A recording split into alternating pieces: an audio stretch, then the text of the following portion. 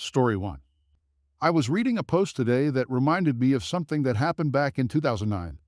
Both of my sons were in middle school and high school, old enough to stay home by themselves. I worked the 5 to close shift at the local chain hair salon. We lived in a condo, and my neighbors were notorious for stealing someone's shoveled parking space.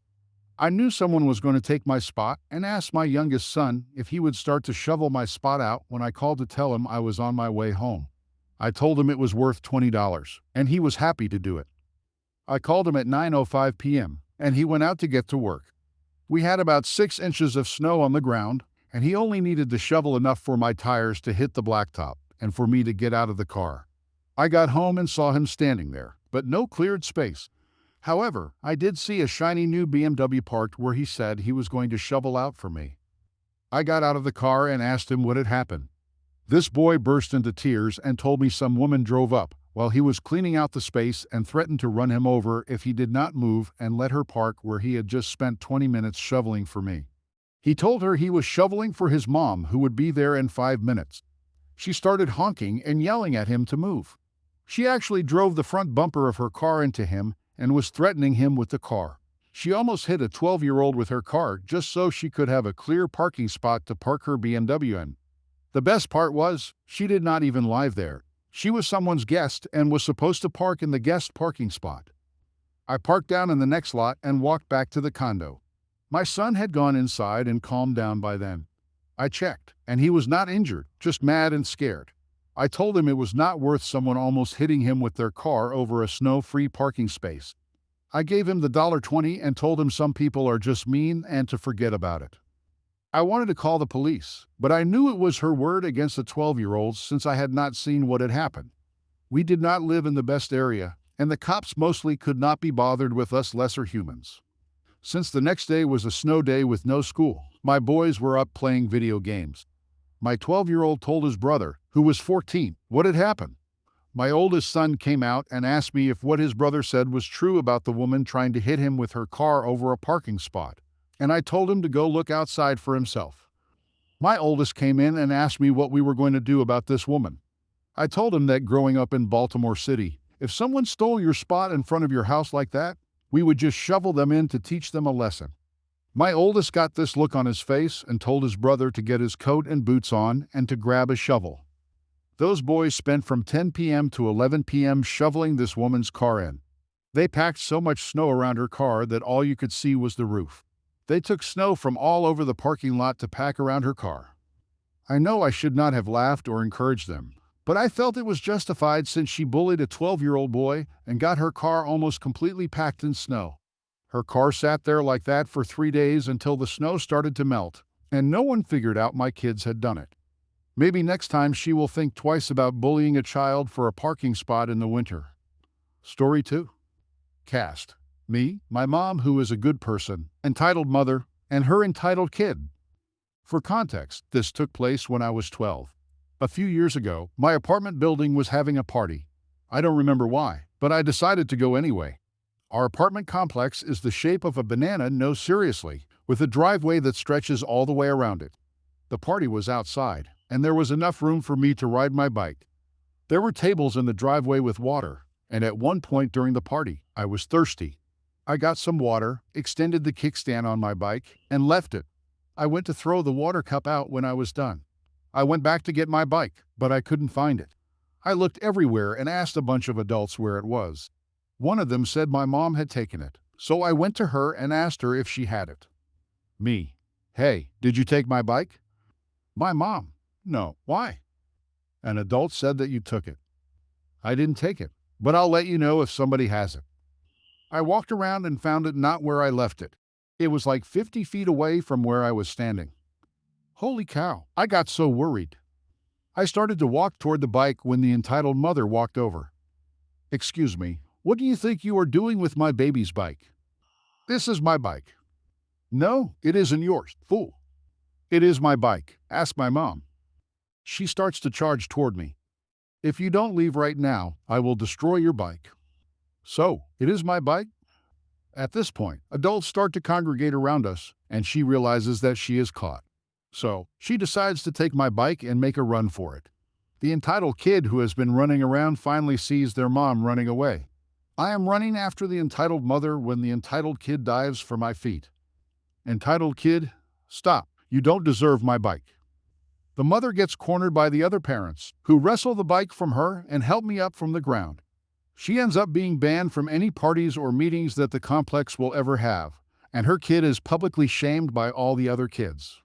Story 3. I'm a small-town cop in Michigan who deals with many entitled people on a monthly basis. I got an emergency call from a gas station on the edge of the city about a racist, anti-masker refusing to leave the store and getting aggressive. When my partner and I arrived, the entitled person was already screaming at the cashier. "You stupid freakin'!" Racial slur. As we opened the door, she pulled out the pepper spray and let loose on the cashier. I wish we had gotten there a bit sooner. I know how much pepper spray hurts. We grabbed the pepper spray out of her hand, and my partner arrested her and read her rights. I went behind the counter to check on the cashier, who was on the floor sobbing. After washing his face with the hose outside and with milk, he was feeling well enough for me to bring him to urgent care. He was fine after an hour or so, and the entitled person was charged with assault. The cashier had told the entitled person he couldn't serve her without a mask due to store policy, and she wouldn't listen. He had told her if she refused to leave the store, he would call the police, and she started screaming at him and calling him slurs. It only took us 7 minutes to get there, but was not fast enough to keep him from being pepper sprayed. Story 4. I work overnight in my hospital's COVID intensive care unit, and there's this one patient who is ridiculously entitled. Oh, how he loves to order all of us around. And his favorite trick was to wait until we'd finished whatever we were doing to think of 2 or 3 other things he needed immediately, at which point we'd already doffed our personal protective equipment and therefore had to leave. And then get angry when we didn't turn around and immediately do it without protective equipment on. And you better believe that call light was grafted to his hand. Basically, he's just an all-around attention seeker. Most people in the ICU beg us to please leave them alone for a little while so they can sleep. But I digress. When he arrived, he was critical enough that we had to intubate him and put him on a ventilator.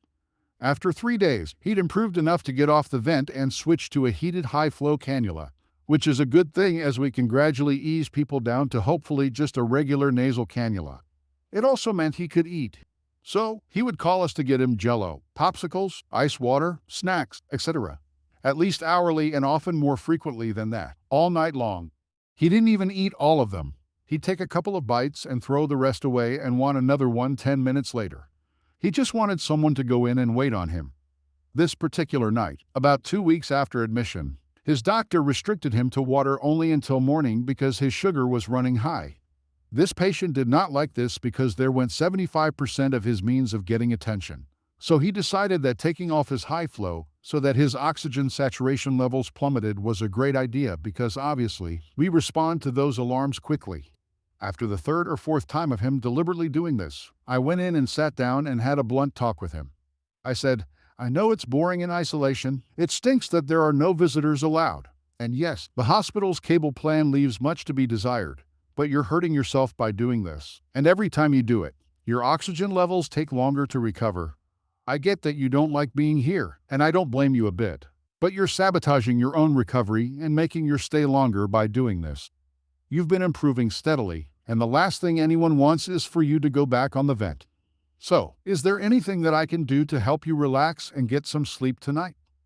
He said he supposed he could use his laptop, but he needed reading glasses to see the screen. So if I brought him some, he'd stop taking his oxygen off. "I'm sorry, but we don't have disposable reading glasses. I can try to help you increase the text size on your computer. And in the morning, maybe you can have a family member pick up your glasses from home and drop them off for you with security," I told him. "The nurse has some out there. Our unit is basically a circle of rooms with the nurse's station in the center where we can see them and vice versa. I'll just use those. Those are her personal glasses, and she needs them. Besides, in isolation rooms, whatever comes into your room has to be disposable or your personal property. Then have the hospital optometrist come in and give me new ones." At this point, it's about midnight. "We don't have a hospital optometrist, seriously? Does any hospital anywhere have an on-call optometrist? And even if we did, you're in COVID isolation. Only medically necessary staff are allowed into this unit. Can someone bring you yours? Him, getting mad now? You'll get me an optometrist. I have a caseworker who oversees my care across 3 counties. I'll call her and tell her, and she'll make you bring in someone to give me new reading glasses. The rant went on, but at this point, I am just done. So I repeat to him that none of this will be happening because you are in COVID isolation, sir. But if you can think of something reasonable that we can do for you, we'll be glad to do it. He's still making demands about glasses, so I leave because we're clearly not getting anywhere, and contrary to his apparent belief, he's not the only patient in the unit. 2 minutes later, his call light goes off, and I go see what he needs. He wants the nurse's glasses. Another call light wants glasses. Another call light still wants glasses. Are you kidding me right now? Another call light. At this point, I don't even say, "Can I help you?" I just tell him that it doesn't matter how many times he asks. The nurse is not going to give him her glasses, and he's a grown man who knows better than to behave like this. Our unit is full, and we need to see to everyone's needs, not just his. If he has a real need, we're happy to help him, but he needs to accept that he's not getting the nurse's glasses. So, he takes off his oxygen. Now we're playing this game again. I gown up, run in, put it back in his nose, and leave. He waits until I'm outside getting wiped down, and then looks me straight in the eye and pulls it off again. I gown up again, go back in, tell him he has to leave it on, put it back in his nose, leave, and he takes it off again. At this point, I tap out because I'm a patient person. But this is beyond ridiculous, and I'm about to exercise my ex-Navy vocabulary at him. So another nurse takes over. She goes in and tells him that if a patient is a danger to themselves, we have to restrain them, and deliberately removing life-sustaining treatment qualifies as a danger to himself. She tells him she's not as nice as me, so he gets one chance to knock it off. He lets her leave and then takes his oxygen off again. One thing about this nurse, she doesn't bluff. 5 minutes later, his hands are restrained, which honestly the reason I put up with his nonsense for so long was because we try our hardest not to restrain anybody.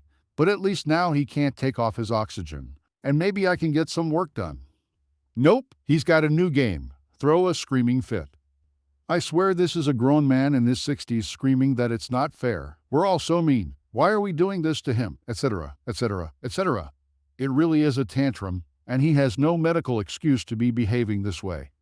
Now his vitals are all messed up, and hoo boy, he's sure getting all that attention he wanted because now we're all in his room trying to get him to stop before he codes. The night intensivist tells him to stop it now because he's endangering his own life. He screams, "Then tell that witch to give me her glasses." And then he holds his breath like he's 2 years old. And by this point, he's gotten his heart rate so high and his oxygen so low that we have no choice but to sedate and intubate him and put him back on a ventilator, which he is still on now and may not come off again.